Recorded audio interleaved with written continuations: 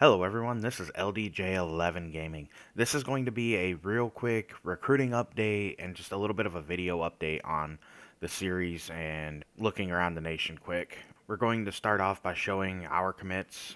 Not a whole lot's changed. We did get TJ Nunnery, 4-star receiver out of Tennessee. We have Afi Afiutu Atkins on our team, Chris Mitchell, Josh Thomas, and Shavarez Nwosu. I've talked about them before, but Nunnery's the new commit for us. Looking around the nation quick at recruiting, I want to show off some of where the top players are. Troy Colwell's officially committed Southern Miss. We knew about Flournoy. Cam Amberster is committed to Michigan. Jordan Melton's going to Air Force. There's no way he stays there for 4 years. I can guarantee it. But he's going to Air Force to start off his career. And then Dominique Newkirk, we knew about going to Vandy, and Ryan Elder. The quarterback position, not a whole lot's changed really. I mean, the only difference is Daniel Podledny committing to Virginia Tech officially. Halfbacks, once again, not a whole lot's changed here. Most of the halfbacks are already off the board.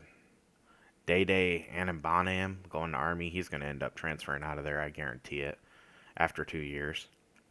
Receiver, Justice Walton going to Wisconsin, and then Balome going to Wisconsin, and Dudley Gordon to UCLA. And tight end, we have Elton Robinson going to Missouri, Doty going to South Carolina. I wonder if he's related to the quarterback they had. TCU got Quentin Fuller Jr., and Paris Battle went to Iowa State.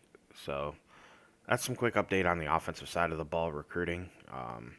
We're going to flip it over. I'm going to show off some award leaders, the Heisman, and the top 25 polls after our last game.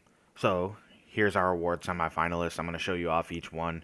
One thing I do in this franchise or Dynasty series is anytime you win an award, you're going to be a 90 overall. I don't care what your overall is beforehand. I'll make you a 90.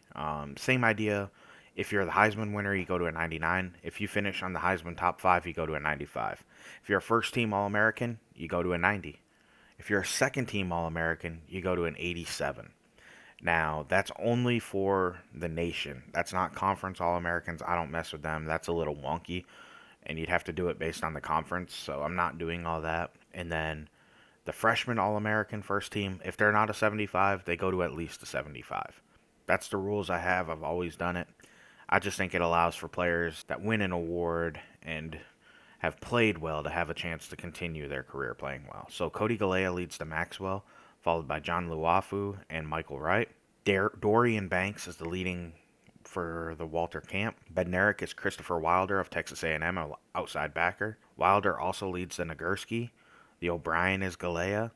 Dorian Banks leads the Doak Walker. The Fred Bolitnikoff is Ed Foreman of Virginia. He's a freshman receiver who's a 66 overall. This man is insane. If he can hold on and win this award, he is going to go from a 66 to a 90 as a true freshman. That's something you won't find in any other series. I guarantee that. Chris Seal is leading the way for the Mackey Award. He's a tight end from Iowa.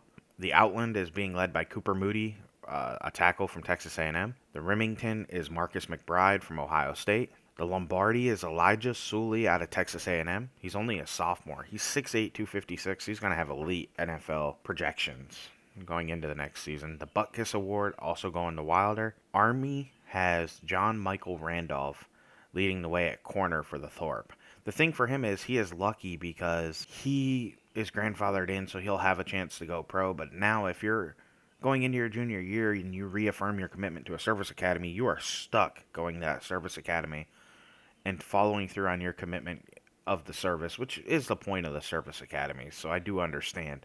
But I'm going to make sure in this file that if I think they're good enough as sophomores or sophomore redshirts going into their junior years, I'll transfer them.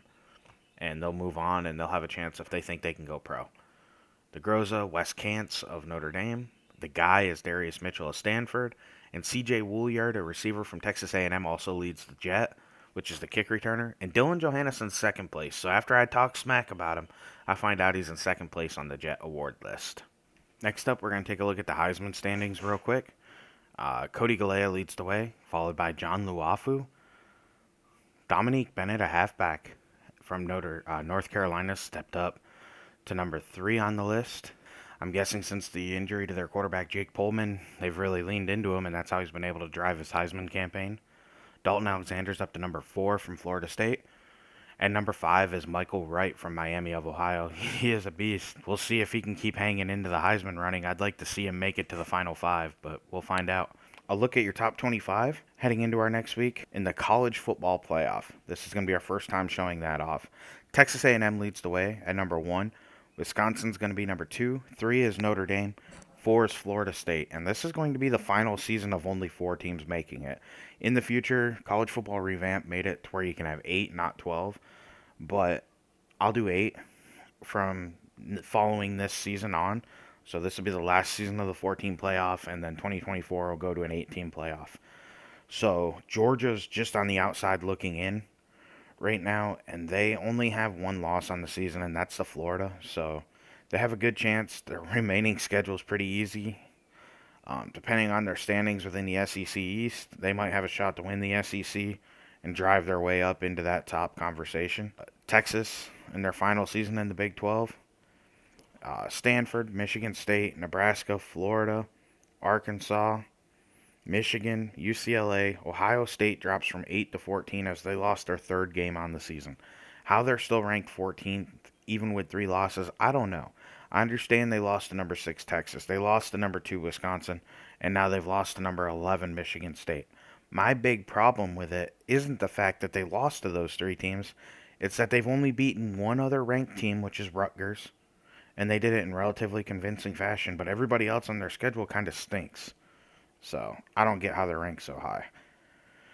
Washington is number 15, 16's Rutgers, 17's North Carolina after losing their first game of the season to Virginia, 18's South Carolina, 19's USC, 20's Houston, 21 is Miami of Ohio, 22 is Army, 23 is Arkansas State, 24 is Navy, and 25 is Air Force. So they're all 3 service academies are in the top 25 of the college football playoff. So this will definitely be interesting to see how this all shakes out in the future. So I'm going to show off some stats real quick for the NCAA. The leading passer as far as yards is Bruce Siemba of Texas A&M, followed by Cody Galea, Brady Roberson, a quarterback from Washington State, John Luafu of Arkansas State, Dimitri Oliver of Southern Miss, and Michael Wright of Miami of Ohio. The leading touchdowns for quarterbacks goes to Brady Roberson, followed by Bruce Siemba, John Luafu. Brian Wilson, a senior from Oregon, has 27. Dimitri Oliver of Southern Miss, Michael Wright. Cody Galea falls in line here. And Jericho Long, a sophomore quarterback from Florida, falls in line here, tied with Killian Howard, one of the top quarterbacks in the nation out of Penn State. Rushing-wise, it's Dorian Banks leading the way, followed by Jimmy Parr, Levi Scott, Dominique Bennett, Mackerel Murray Jr., and Trayon Stringer out of Air Force. And as you can see, not too far down this list is our man Justin Hill with just over 1,000 yards. He's coming in at 2, 4, 6, 8, 10th place in the nation. So we will definitely take that. We are happy to see Justin Hill having a strong junior season, and hopefully he can build upon it for us next season. Receptions goes to Ed Foreman. Taylor Marshall of Army's dropped to 2nd place. Brian Harris of Oregon State is in 3rd. Adam Wright of Washington State 4th. And 5th is Lacarius Plummer out of Texas A&M. I'll show you a few other names so that way you can see some and just get an idea of players around the nation that might end up in a draft class. Ed Foreman of Virginia is leading the way in yards. It's still crazy to me. He's a true freshman. That's a 66 overall having this type of season. It's absolutely insane. Adam Wright of Washington State, Jalen Giovanelli out of Notre Dame, Taylor Marshall of Army, DeLon Green of UAB, Brian Harris of Oregon State, Jalen Emanuel, Michael Spurback, and you can see I'm going to scroll through and just show you a few more names again. And then touchdowns, it's Ed Foreman. I mean, this kid is doing phenomenal things as a freshman out of Maryland. Everybody missed on him. Taylor Marshall, DeLon Green, Justin Height of Florida State, Mario Bras of Penn State, Jalen Emanuel of Duke, and Dylan Brantley of Stanford. And I'll scroll through and I'll show you some other names on the list. That way you can see a few more players. And the last thing I'm going to show you, I don't care as much about tackles today. TFLs goes to Brian Taylor leading the way with 26. He's a senior redshirt out of South Carolina, and he plays for Coastal Carolina. Our leading sack getter is Nico Okwara, who has 7.5. He's tied with Mark Emid from Auburn. And I'll show you some other names here. I don't know exactly how accurate this is because I don't know if they have every player in the nation on here. Leon Pope leads the nation with 6 interceptions out of Troy. And I'll show you some of the next players as well. Forced fumbles. Ladarius Saunders of Bowling Green has 4 on the season. That's crazy impressive. Fumble recoveries 4 for Akemi Pratello out of Iowa State. That's pretty good. And nobody has more than 1 safety. And Gavin Ernest out of Michigan State's the only player with 2 defensive touchdowns. We're going to end this off by showing some of the season stats off quick for our team, and then that's it for this video. Brian Romney, pretty solid season up until getting hurt. We were really looking forward to building around him for the future. Tyler Smith struggled before getting suspended from the team for his role in a fight and basically quitting on us. We'll see. He's going to transfer. We'll see where he ends up. And then Josh Taylor, he really honestly struggled except for in his first start. So we'll see what happens there. Rushing, Justin Hill's been phenomenal. Dylan Johanneson's actually been improving and getting better.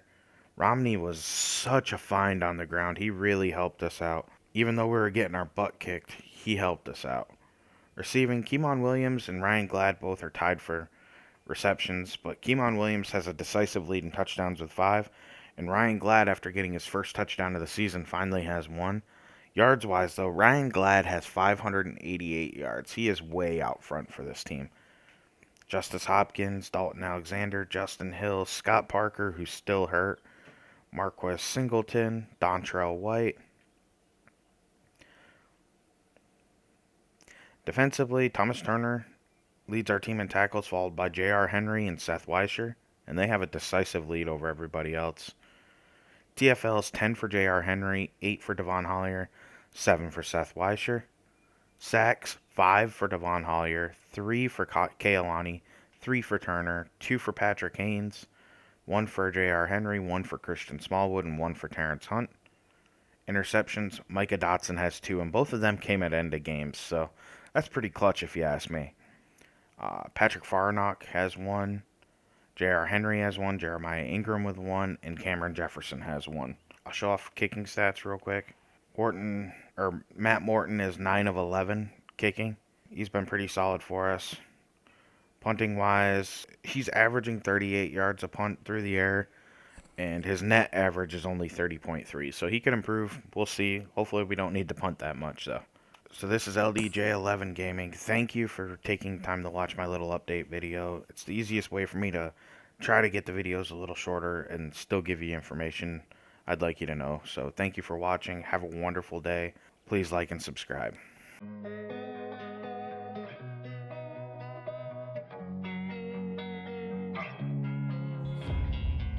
And sometimes you just gotta believe there's something that'll give you relief. There's something that'll have what you need, what you need. We're broken, it's tragic, we're not all elastic, but maybe there's magic, believe you could have it.